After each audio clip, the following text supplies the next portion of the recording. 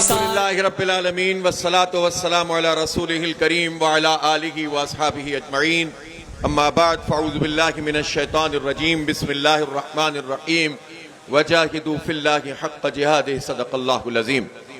मोहतरम जनाब उसामा रज़ी साहब, नायब अमीर जमात इस्लामी पाकिस्तान, जनाब ज़ियाउद्दीन अंसारी साहब, अमीर जमात इस्लामी लाहौर, ज़िम्मेदारान जमात और मुख्तलिफ शोबाए ज़िंदगी से ताल्लुक़ रखने वाले मेरे बहुत ही काबिल एहतराम भाइयों, नौजवानों, तालिब इल्मों, मजदूरों, किसानों और मेरे बहुत ही काबिल एहतराम पाकिस्तानियों, इस वक्त पूरे पाकिस्तान में सैकड़ों मकामात पर लोग सड़कों पर मौजूद हैं और अगर हुकूमत ने फायर वॉल कुछ कम की हो तो मेरी आवाज भी सब तक पहुंच रही होगी।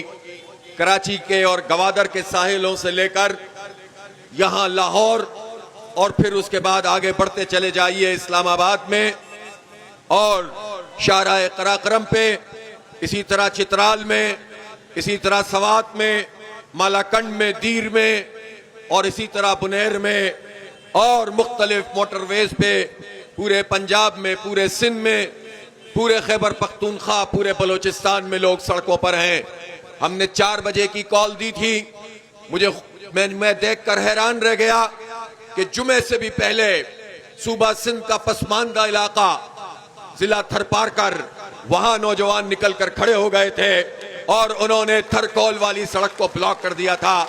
मैं सिंध के इन सपूतों को खिराज अकीदत पेश करता हूं।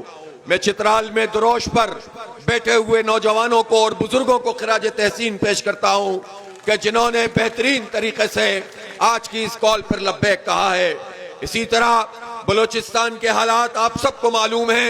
मौलाना हिदायतुर रहमान साहब ने अपील की, 18 मकामात बलोचिस्तान में तय किए, लेकिन 21 मकामात पर तारीख साज रोड ब्लॉक किया लोगों ने और भरपूर तरीके से पूरे पाकिस्तान के 25 करोड़ लोगों के साथ बलोचिस्तान जुड़ गया।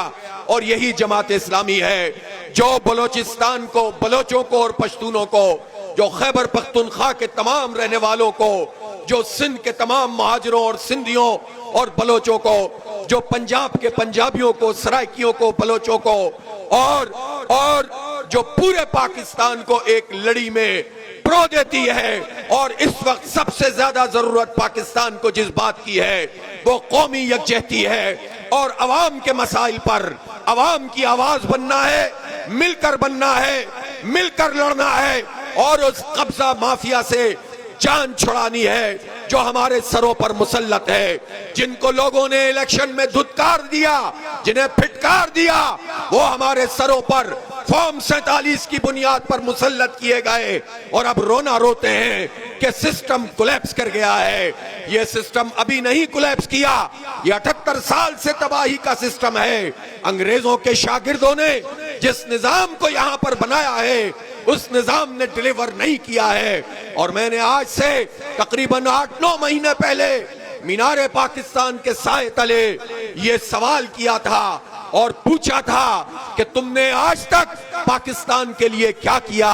जो वडेरे और जागीरदार हैं, जो ब्यूरोक्रेसी है, जो फौज के वो जर्नल जिन्होंने बजौर ताकत हुक्मरानी कायम की है और वो सारे इलेक्टेबल और वो नाम नेहाद सियासतदान जो इस्टेब्लिशमेंट की चौखट पे सजदा रेज होते हैं, उन सब से हमने सवाल भी किया था और मुतालबा भी किया था कि तुम ऐलान करो कि तुम नाकाम हो गए हो, तुम डिलीवर नहीं कर सके, तुम लोगों को राहत नहीं पहुंचा सके, तुम मईशत ठीक नहीं कर सके, तुम निजाम नहीं चला सके, लिहाजा अपनी नाकामी का एतराफ करो। आपका यह मुतालबा पूरा हुआ है। सिस्टम ने अपनी नाकामी का एतराफ कर लिया है कि निजाम नहीं चल रहा, गवर्नेंस नहीं हो रही है, सिस्टम नाकाम हो गया है।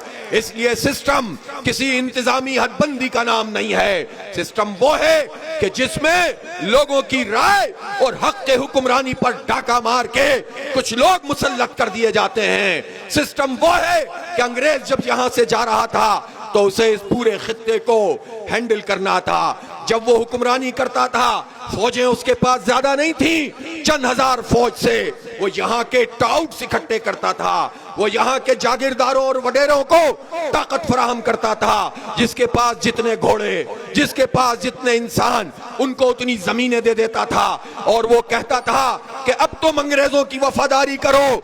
और फिर क्या हुआ? अवामी जिद्दोजहद के नतीजे में कायदे आजम की क़यादत में पाकिस्तान तो बन गया, लेकिन जागीरदार जिनको जमीनें अंग्रेजों ने दी थी, वो जागीरदार और वडेरे और वो नाम नेहाद गद्दी नशीन जिन्हें हमारे सरों पर बिठा के समाज को अपने गिरफ्त में लिया गया था, वो आज तक भी मौजूद हैं। कभी इस पार्टी में जाते हैं, कभी उस पार्टी में जाते हैं, कभी मार्शल लॉ में होते हैं, कभी हाइब्रिड निजाम में होते हैं, कभी 45 में भी आ जाते हैं, कभी 47 पे आ जाते हैं। और इन सब लोगों ने एक इश्तिराक किया हुआ है, ये हमें हक के हुक्मरानी से भी महरूम करते हैं और जीने के हक से भी महरूम करते हैं। इन्होंने हमारी मईशत को तंग किया गया है। पूरा पाकिस्तान कैसे लब्बैक कह सकता है कॉल पर? लोग इतने बेवकूफ तो नहीं होते हैं। क्यों 510 मुकामात तय किए और उससे भी ज्यादा तादाद में लोग सड़कों पे आ गए? पूरा पाकिस्तान सरापा एहतजाज हो गया, सड़कें ब्लॉक हो गई और नज़्म व ज़ब्त का आलम यह है कि अल्हम्दुलिल्लाह कोई एम्बुलेंस ऐसी नहीं थी जिसको रास्ता ना दिया गया हो। ये डिसिप्लिन लोग, ये मुनज़्ज़म लोग, ये भरपूर तरीके से अपना मुकदमा लड़ने वाले लोग ही पाकिस्तान की उम्मीद हैं। तो क्यों लोग आ गए? इसलिए आ गए कि लोगों को मालूम है कि ये जो पेट्रोलियम का धंधा है, ये तो पूरा माफिया है जो हम पर मुसल्लत है। हमारी हुकूमत क्या कर रही है? हमारी हुकूमत ने कहा कि आलमी मार्केट में कीमतें बढ़ गई हैं और इसके नतीजे में हम पेट्रोलियम की कीमत बढ़ाना चाहते हैं। 28 फरवरी को जंग शुरू हुई थी, जब अमेरिका और इस्राइल ने ईरान पर हमला किया था। उस वक्त पेट्रोल 258 रुपए था, उस वक्त डीजल 275 रुपए था, लेकिन उस वक्त आलमी मार्केट में ऑयल की जो कीमत थी, क्रूड ऑयल की, वो $72 फी बैरल थी। फिर जैसे ही कीमतें बढ़ना शुरू हुई, इन्होंने उसके रेशो से नहीं बल्कि उससे कहीं ज्यादा कीमतें बढ़ा दी। बल्कि जालिमों ने सिर्फ कीमतें नहीं बढ़ाई, टैक्स भी बढ़ा दिया, लेवी भी बढ़ा दी। जब पूरा पाकिस्तान परेशान था, पूरा खित्ता परेशान था, तो शहबाज शरीफ अपने आदाब पूरा करने के लिए कौम के साथ ये जुल्म कर रहे थे कि उन्होंने लेवी को भी बढ़ा दिया, टैक्सों को भी बढ़ा दिया और पेट्रोल की कीमत में इतना बड़ा इजाफा किया कि जीना दूभर हो गया। हर तरह की चीजें महंगी हो गई, हर तरह की ट्रांसपोर्ट महंगी हो गई, खाना पीना मुश्किल हो गया। लेकिन उसके बाद क्या हुआ? जब पेट्रोलियम प्राइसेस नीचे गई तो क्या इन्होंने कीमत कम की? इन्होंने कीमत उस तरह से कम नहीं की। सिर्फ इन्होंने झाड़ झंकार करके ये तासुर देने की कोशिश की कि हमने कीमत कम की हुई है। नौजवानों में तुम्हें बताना चाहता हूँ, पूरे पाकिस्तान में कराची से लेकर खैबर तक और कश्मीर से लेकर गवारदा तक जो लोग मेरी आवाज सुन रहे हैं, जो धरनों में मौजूद हैं, जो सड़कों पे मौजूद हैं, उन्हें हम ये बताना चाहते हैं और हुक्मरानों को भी बताना चाहते हैं कि इस वक्त आलमी मार्केट में कीमत $74 फी बैरल आ गई है, लेकिन 258 की बजाय 333 रुपए का पेट्रोल दे रहे हैं, 383 रुपए का डीजल दे रहे हैं। ये जुल्म है, ये जबर है, ये भत्ता है, ये जग्गा टैक्स है। हम किसी सूरत में इसको कबूल नहीं कर सकते। और आज हमने जिस तहरीक का आगाज किया है वो मामूली तहरीक नहीं है। आज हमने रोडों पर आके, सड़कों पे आके पुरअमन सियासी मुजाहिमत का जो एक नया बाब रोशन किया है, ये रुकने वाला नहीं है। इसलिए मैं लाहौर के लोगों से भी पूछ रहा हूं और जहां जहां तक मेरी आवाज पहुंच रही है पूछ रहा हूं, अगर मैं आपको ये कॉल दूं कि यहां से जाना नहीं है और यहां बैठे रहना है, तो आप उसके लिए तैयार हैं कि नहीं तैयार है? आप इस धरने को लंबा करने के लिए तैयार हैं कि नहीं तैयार हैं? आप सड़कों से जाएंगे तो नहीं, आप जिद्दोजहद करेंगे, आप मुकाबला करेंगे, आप मुजाहिमत करेंगे, अपने हक के लिए लड़ेंगे, अपने बच्चों के लिए, अपनी नस्लों के लिए जिनका जीना दूभर कर दिया है, उसके लिए हमें लड़ना पड़ेगा। हमने मुशावरत की है और लाहेअमल तय किया है, उसका ऐलान मैं आखिर में करूंगा। लेकिन ये बताना चाहता हूं कि ये पेट्रोलियम की लेवी ये क्या चीज है। ऐसे छुप छुप के इन्होंने वार किए हुए थे, कौम को मालूम भी नहीं होता था किस तरह से ये हुक्मरान तबका लूटता है।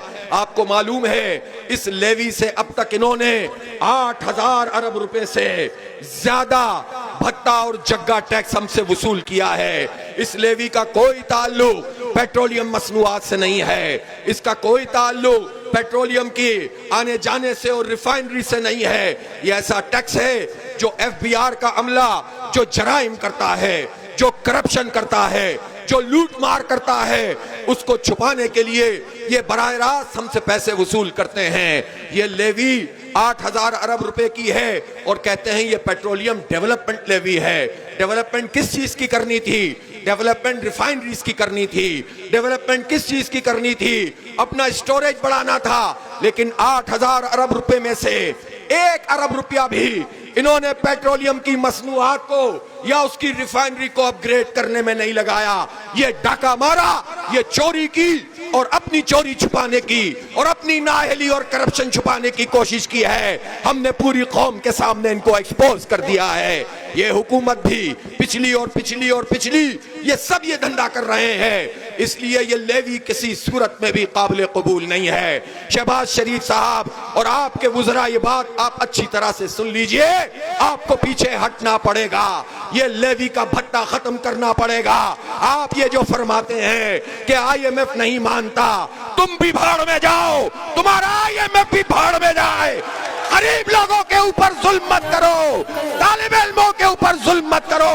हमें नहीं मालूम तुम्हारा क्या धंधा है, लेकिन हम ये बात जानते हैं कि हमारा हक है, कोई खैरात नहीं है, हमें ये लेवी मंजूर नहीं है। नौजवानों इसके खिलाफ बड़ी जिद्दोजहद के लिए तैयार है कि नहीं तैयार है? इसलिए मैं कहना चाहता हूं कि ये जो फजूल बातें हैं कि IMF नहीं मानता, ये छोड़ दो। ये जो मरियम बीबी ने 11 अरब रुपए का जहाज आपके और मेरे पैसों से खरीदा है, हमारी जेब पे डाका मारकर मरियम ने 11 अरब रुपए का जहाज खरीदा है। ये IMF से पूछ कर खरीदा है। कैसे खरीदा है? ये जो चेयरमैन सेनेट पीपुल्स पार्टी का 9 करोड़ की गाड़ी खरीदी है, ये आप और मुझ पर डाका मार के खरीदी है। ये मुझसे पूछकर या IMF से पूछकर खरीदी है। ये जो FBI का नाअहल अमला, उसके लिए अरबों रुपए की गाड़ियां खरीदी जाती हैं, ये IMF से पूछकर करते हो। ये जो तुम्हारे एडमिनिस्ट्रेटिव अखराजात हैं, क्या ये IMF से पूछकर करते हो? इसलिए 2 नंबरी मत करो और इस लेवी को खत्म करो। पेट्रोलियम की प्राइस को 225 रुपए पर लेकर आओ। यह पूरी कौम का मुतालबा है। इसके नतीजे में मईशत भी बेहतर होगी, आम आदमी को भी रिलीफ मिलेगा। ये मसला किसका है? ये लेवी कौन देता है? ये तालिब इल्म देता है, ये मजदूर देता है, ये किसान देता है, ये बाइकिया चलाने वाले देते हैं, ये इन ड्राइव करने वाले देते हैं, ये फूड सप्लाई का काम करने वाले नौजवान कहते हैं, ये जो चिंचियों में धक्के खाते हैं ये देते हैं, ये रिक्शा टैक्सी वाले देते हैं। ये कौन देता है? ये मजदूर देता है, ये किसान देता है, ये मिडिल क्लास आदमी देता है।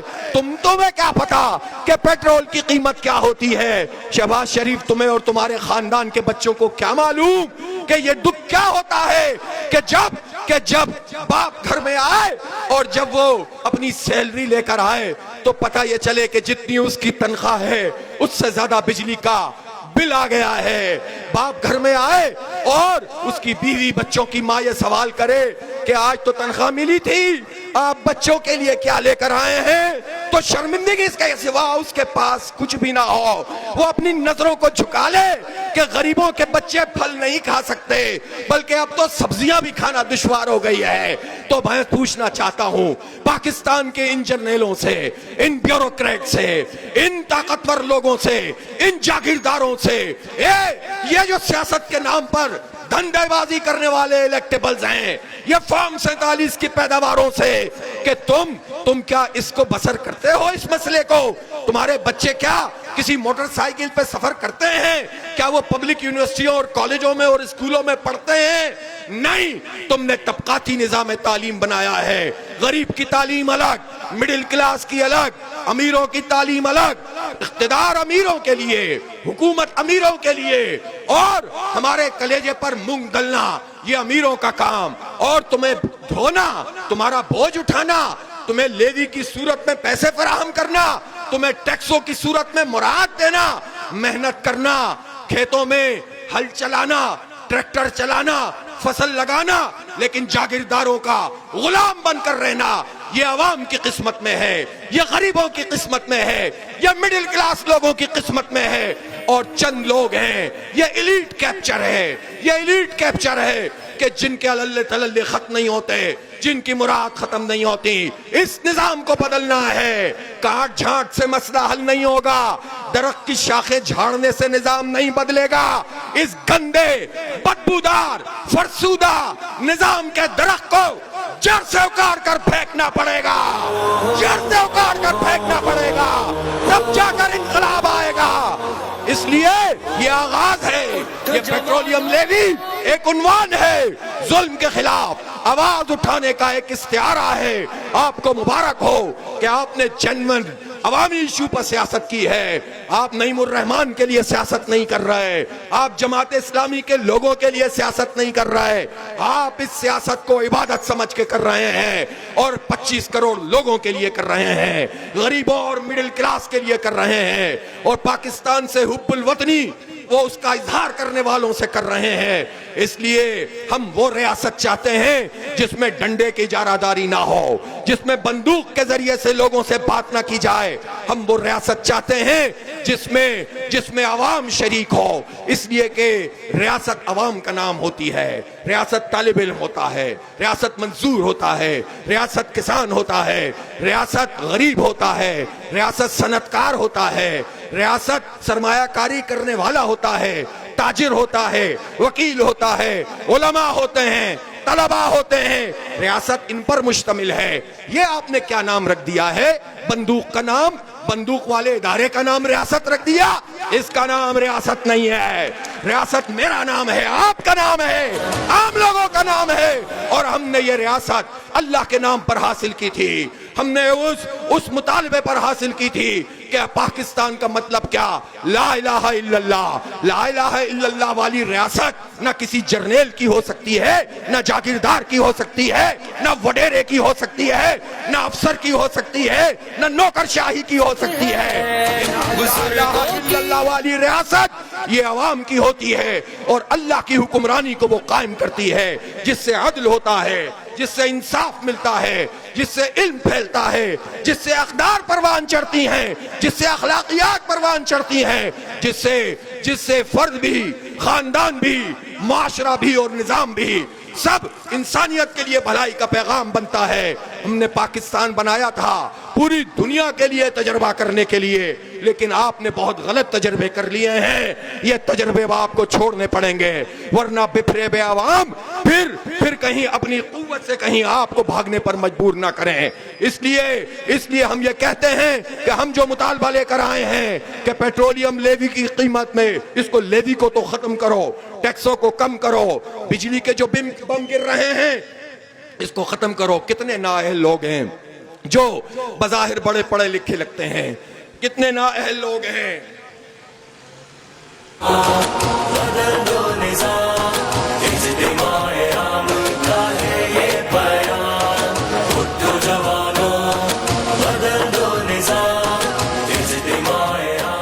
कितने नाअहल लोग हैं, बज़ाहिर बड़े डिग्रियां हैं, बाहर से पढ़कर आते हैं, लेकिन इनकी अहलियत का आलम यह है कि पेट्रोलियम लेवी के हवाले से यह तय हुआ था कि कुछ हम रिफाइनरीज को अपग्रेड करेंगे।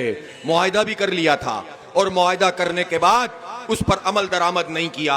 आज अगर 5 साल और 10 साल पहले ये मुआहिदा पूरा हो जाता तो हमें $2 बिलियन, $3 बिलियन देने पड़ते और इसके नतीजे में आज हमें कई बिलियन डॉलर सालाना बच जाते। लेकिन ये नाअहल तरीन लोग हम पर मुसल्लत हैं जिन्होंने वो काम नहीं किया, और अब कहते हैं कि हमारे पास कोई रास्ता नहीं है सिवाय इसके कि हम टैक्स लगाएं। इसलिए तुम्हारी नाअहली का बोझ ये कौम अब बर्दाश्त नहीं करेगी, तुम्हारी करप्शन का बोझ ये कौम अब बर्दाश्त नहीं करेगी। इसलिए मेरे दोस्त और साथियों और मेरे घरों में मौजूद मेरी बहनों और माओ, मैं तुमसे यह कहना चाहता हूं कि एक बड़ी जिद्दोजहद आपकी मुंतज़िर है। इसलिए हमने बहुत मुशावरत की और मुशावरत के बाद हम इस नतीजे पर पहुंचे हैं कि हमने आज इस तहरीक का आगाज किया है। ये नुक्ता आगाज है, ये इख्तिताम नहीं है। और अगर हुकूमत ये समझ रही थी कि आज के ये मुजाहिरे और रोड जाम खत्म हो जाएगा और बात खत्म हो जाएगी, तो मैं ये कहना चाहता हूं कि ये तो रिहर्सल थी, ये तो ट्रेलर था, आगे तो पूरी अक्सबंदी हुई है, उसका मुकाबला तुम्हें करना पड़ेगा। इसलिए मैं तुम्हें एक टारगेट दे रहा हूं और जहां जहां तक मेरी आवाज पहुंच रही है उन सबको यह हदफ दे रहा हूं कि आज हमने जिस बड़े पैमाने पर एहतजाज किया है ये तारीख रकम की है। अब कल का हम गैप दे रहे हैं आपको, लेकिन परसों यानी 9 तारीख को यहां लाहौर के तख्त की तरफ मार्च करना है, आपको सीएम हाउस की तरफ जाना है। तैयार है कि नहीं तैयार है? लाखों की तादाद में लोगों को यहां लेकर आना है। अभी आप यहां से जाएंगे और घर घर पहुंचे, कल का पूरा दिन इस्तेमाल करें, लोगों तक पैगाम पहुंचाएं और इंशाअल्लाह लाखों लोगों के मौजूदगी में भरपूर तरीके से हम मार्च करते हुए सीएम हाउस तक जाएंगे और बैठ जाएंगे। जब तक ये लेवी ये खत्म नहीं करेंगे तो हम कह देना चाहते हैं कि भतीजी फैसला करे, भतीजी के चचा फैसला करें या अब्बा फैसला करें या उनके अब्बा फैसला करें, फैसला तो तुम्हें करना पड़ेगा, लेवी खत्म करनी पड़ेगी। तैयार है परसों के लिए? और मैं सिर्फ लाहौरियों को नहीं कह रहा हूं, पंजाब के लोगों को भी कह रहा हूं, लेकिन साथ साथ खैबर पख्तूनख्वा उसको भी ये चैलेंज देना चाहता हूं कि परसों 9 तारीख को ही वो भी मार्च करेंगे और वो भी वहां पर गवर्नर हाउस पर बैठेंगे, धरना देंगे तवील इंशाअल्लाह। और कराची में इस वक्त जो शाराए फैसल पर बैठे हुए नौजवान मौजूद हैं, मुनीम जफर साहब की क़यादत में मौजूद हैं, तो इंशाअल्लाह परसों ही 9 तारीख को वहां भी विफाक के नाम नहाद नुमाइंदे गवर्नर हाउस पर तारीखी धरना शुरू हो जाएगा। और बात यहाँ खत्म नहीं होगी। हमें मालूम है बलोचिस्तान के बहुत हालात खराब हैं, बदअमनी है, लेकिन आज मैंने जब मौलाना हिदायतुर रहमान से बात की तो उन्होंने कहा कि पूरा पाकिस्तान होगा तो हम भी आपके साथ कदम से कदम मिलाकर चलेंगे, वो भी धरना देंगे कोयटा में इंशाअल्लाह। अब ये चारों हेडक्वार्टर पर धरने शुरू होंगे। कोई जाती मफाद नहीं है हमारा, कोई हमें मराहत नहीं चाहिए, कोई हमें जाली सीटें नहीं चाहिए, कोई हमें आपकी मोहब्बत नहीं चाहिए। हम 25 करोड़ लोगों के मुतालबे के लिए तारीखी जिद्दोजहद जो शुरू कर चुके हैं उसके लिए हमने लाए अमल का ऐलान किया है। और फिर जमकर बैठने के लिए आना नौजवानों, जाने के लिए नहीं आना। तैयार हो के नहीं तैयार हो? तो 9 अगस्त चारों सूबों में वज़राए आला और गवर्नर हाउसेस के सामने तारीखी धरनों का आगाज होगा। पेट्रोलियम लेवी खत्म करो, भत्ता टैक्स खत्म करो, बिजली की कीमत कम करो, आईपीपी माफिया से निजात के लिए, गंदुम माफिया, आटा माफिया, चीनी माफिया से निजात के लिए और इस फरसूदा निजाम के खिलाफ एक तारीखी जिद्दोजहद नए उन्वान के साथ 9 अगस्त इतवार के दिन भरपूर तरीके से आएंगे और जिद्दोजहद का की तारीख रकम करेंगे इंशाअल्लाह। वाखिर दावाना अनिल हम्दुलिल्लाह। और सुनिए इस वक्त जितने बड़े पैमाने पर लोगों ने एहतजाज किया है, जहां जहां इंतजामिया को अकल थी उसने तो ज्यादा छेड़छाड़ नहीं की, लेकिन हमें पता चला है कि यहां वजीराबाद में, गुजरांवाला में और कई और जगहों पर हमारे कारकुनों को गिरफ्तार किया गया है। हमारे अमीर जिला नासिर क्लियर साहब को गिरफ्तार किया गया है और छापे मारे गए हैं। मैं वजीर आला सूबा पंजाब से और उनकी टीम से कहना चाहता हूं कि फौरी तौर पर उनको रिहा किया जाए और ये गैर जमहूरी हथकंडों के जरिए आप हमें झुका नहीं सकते, दबा नहीं सकते। हम परसों आएंगे इंशाअल्लाह पूरी कुव्वत से आएंगे, अल्लाह के तवक्कुल पे आएंगे, नौजवानों के जरिए से आएंगे और पूरी अवाम के साथ इज़हार यकजहती करते हुए आएंगे, सबको साथ लेकर चलेंगे, पूरे पाकिस्तान के 25 करोड़ लोगों के तर्जुमान बनेंगे। नौजवानों तुम्हें सलाम, जनजी तुम्हें सलाम, तुम्हें बुजुर्गों तुम्हें सलाम। मेरी माओ बहनों ने भी तारीखी जिद्दोजहद की है और उन्होंने भी भरपूर तरीके से पूरे पाकिस्तान में कल 41 शहरों में एहतजाज किया है। यह भी जबरदस्त किस्म की उनकी शिरकत है। और जब हम धरना देकर बैठेंगे तो फिर हमारी माएँ बहनें भी आएंगी, हमारी बेटियां भी होंगी, हमारे बेटे भी होंगे, मजदूर और किसान भी होंगे, ताजिर और वकील भी होंगे, उलमा और तलबा भी होंगे। हर वॉक ऑफ लाइफ के लोगों को, अस्तिज़ा को भी, सब परेशान हैं, सब दुखी हैं। किसी की पेंशन खा गए हैं, किसी की सैलरी नहीं बढ़ा रहे हैं, किसी को निकाल रहे हैं, स्कूलों को बेच रहे हैं और बेसिक हेल्थ यूनिट को फरोख्त कर रहे हैं। ये जो बराए फरोख्त का इन्होंने बोर्ड लगाकर झूठ बोलकर लोगों के साथ धोखा किया हुआ है। अब फैसला कुन जिद्दोजहद शुरू हो चुकी है इंशाअल्लाह ताला। तो परसों मुलाकात होगी सीएम हाउस पे आपसे इंशाअल्लाह। व आखिर दावाना अनिल हम्दुलिल्लाहि रब्बिल आलमीन।